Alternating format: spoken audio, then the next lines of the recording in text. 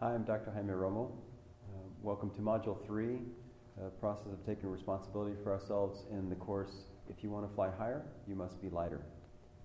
This is a really important module.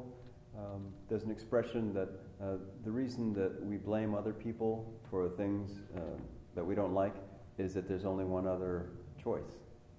That means us. We're responsible. In the opening videos, you saw Rose Mapendo and Randy Posh talk about how they have dealt with these life-threatening and devastating experiences. One being in a refugee camp and one dealing with terminal cancer. And both of them faced those with great courage, but also with real clarity that it was in their hands how they would live the remaining days that they had. And both are incredible examples, I think, of taking responsibility, which is really the ability to respond. I'd like to read a short poem that inspired Nelson Mandela in the 27 years that he was in prison.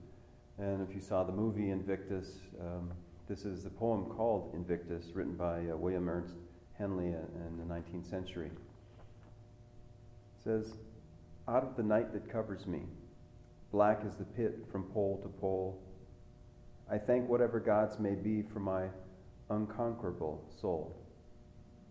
In the fell clutch of circumstance, I have not winced nor cried aloud. Under the bludgeoning of chance, my head is bloody but unbowed. Beyond this place of wrath and tears looms but the horror of the shade, and yet the menace of the years finds and shall find me unafraid. It matters not how strait the gate, how charged with punishments the scroll. I am the master of my fate. I am the captain of my soul." And that's at the heart of responsibility, of being able to respond to ourselves, to our circumstance, and to know that our lives really are in our hands. And in this module, we're really talking about, while we may have not made the mess of our lives, it's our responsibility at this point to clean it up. While we may have been victimized in the past, while we may be victimized now, we have to be responsible to end that and to not victimize ourselves. So I want to talk in this module a little bit about what that is, being responsible for ourselves.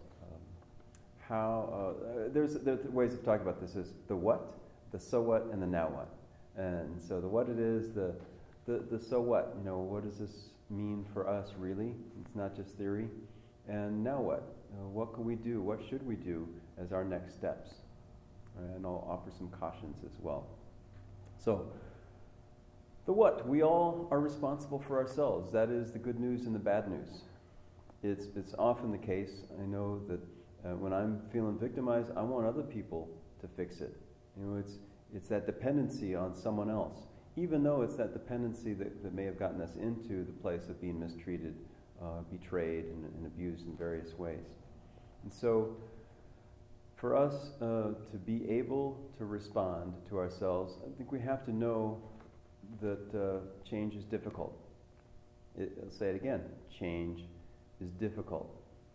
We can't go into this healing process thinking that others are going to do for us, that others will make it easy for us. There's an author, Scott Peck. He's written a book called The Road Less Traveled. And the first line of that book is, change is difficult.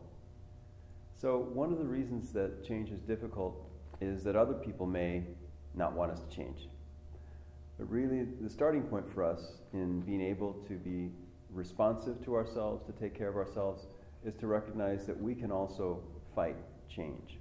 And there's a chart that I really like that matches the familiar with the unfamiliar, and then the easy or simple with the difficult.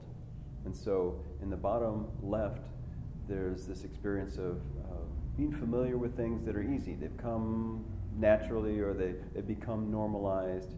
Even if they're not really good things, they become easy for us, familiar. And then in the next quadrant, call it, there's something that's easy but a little bit unfamiliar. And so it's not so much of a stretch to try this new behavior. But really, the big change happens in this unfamiliar and difficult place, which is when we really start to make changes in our own lives. We take care of ourselves physically, we take care of ourselves emotionally, intellectually, spiritually. That's new ground for most people. I'll talk about that journey more in future modules. But just to say, that's why change is difficult, because it's unfamiliar for us often to take care of ourselves, to be compassionate to ourselves, to do good things for ourselves, to make good choices. We don't often even know what those are. And once we have those experiences of working through the anxiety of the unknown, healthy behavior, then we can take on other difficult challenges in our life. Because this healing process is ongoing. We're always challenged by different things. But as we go forward in our own healing and our own reintegration and being responsible for ourselves, our response changes. And the way we look at these problems to be solved become more things that we can discover about ourselves and others. So the what is that change is difficult. The so what is that lots of people resist change. I'll give you an example. There have been lots of studies of people who have talked to doctors about life-threatening situations. And the doctor said, for example, if you don't start smoking, you're going to be dead in so many months.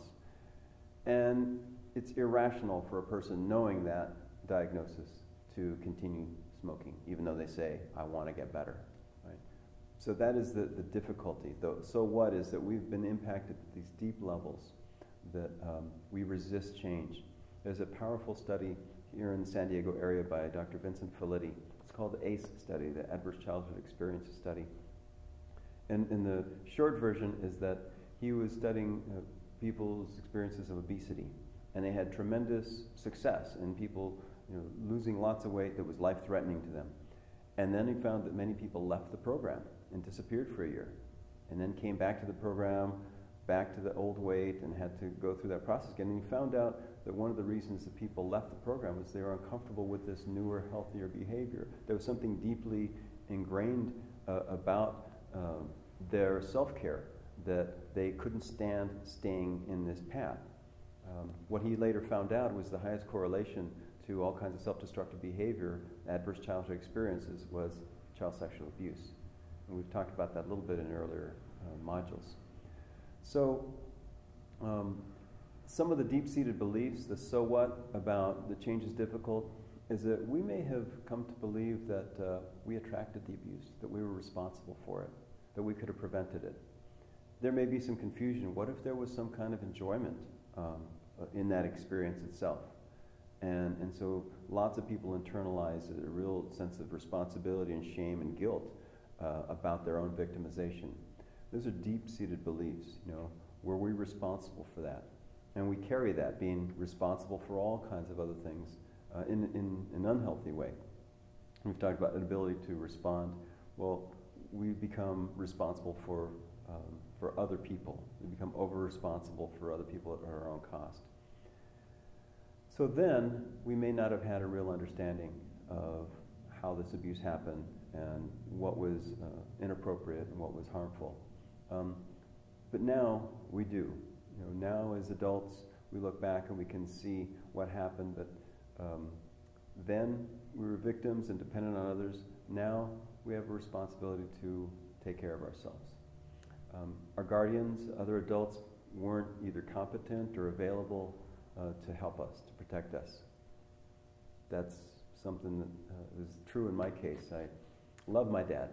Now have a good, healthy relationship with him. I appreciate what he did. Given his very limited education, he was a manual laborer his whole life, had a miserable childhood, and did his best to take care of us, and drank and was violent.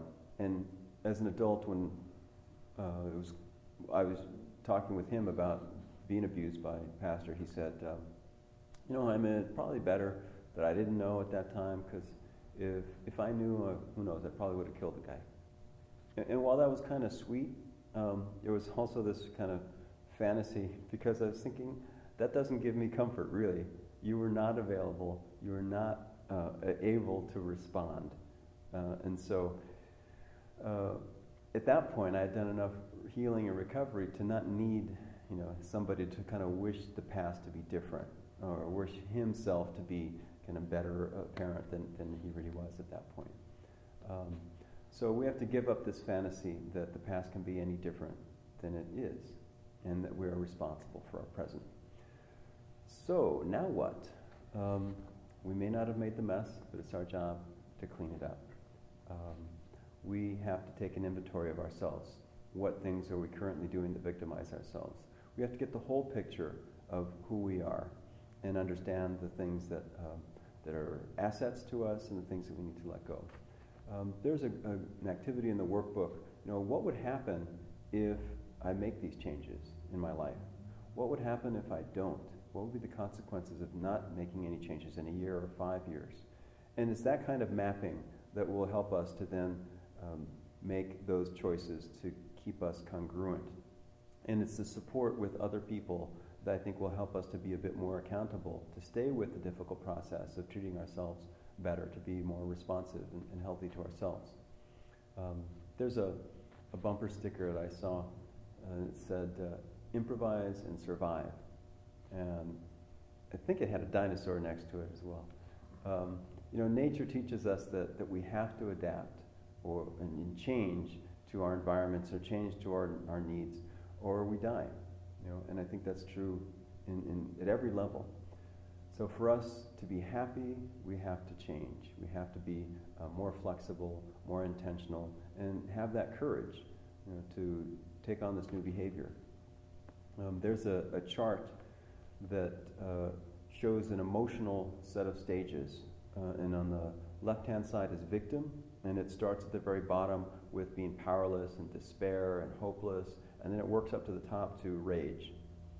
And then the survivor column starts with blame and worry and doubt and impatience, and it goes up to frustration. And then the survivor-thriver column goes from pessimism to optimism, and the thriver column starts with positive expectations and beliefs and passion and appreciation to bliss. And when you look at that, I want you to think of where you are emotionally as you deal with your own past experiences of abuse or betrayal or things that aren't working in your life. And what that chart should have said to me, had I known it when I was going through in the early stages of my own recovery as an adult, was that I was in the rage stage. It was better to be mad and blaming someone else for my present life experience, for the flashback, for the anxiety attacks, for the PTSD, than to be depressed and not feel it at all. But I was not ready to go and help other people and to be a public spokesperson and to be more active in a real kind of combative advocacy role for others. So one of the things of the now what is for us to recognize where we are as a result of our past abuse and a result of us not taking good care of ourselves, and take care of ourselves. The chart will probably say that if you're experiencing all this rage and all this kind of blame and that kind of stuff, you're not ready to go out and change the world and change the system and make everything right out there. It's important to take the time for you to reconnect with yourself, physically, emotionally, intellectually, and spiritually. And then when you're in a stronger, more solid place, then you'll be able to be a healthy resource for others without the damage that certainly comes to people who are too active too soon. And again, that was my experience. I was too active too soon. It snowballed. I had PTSD. It wasn't something that was pleasant. It was very bad planning on my part. So I encourage you to think about where you are in this stage of in emotional stages, and think about what is next for you to be able to respond to you. We need to pay attention to our own selves, our own needs, our own issues before we can change the world out there.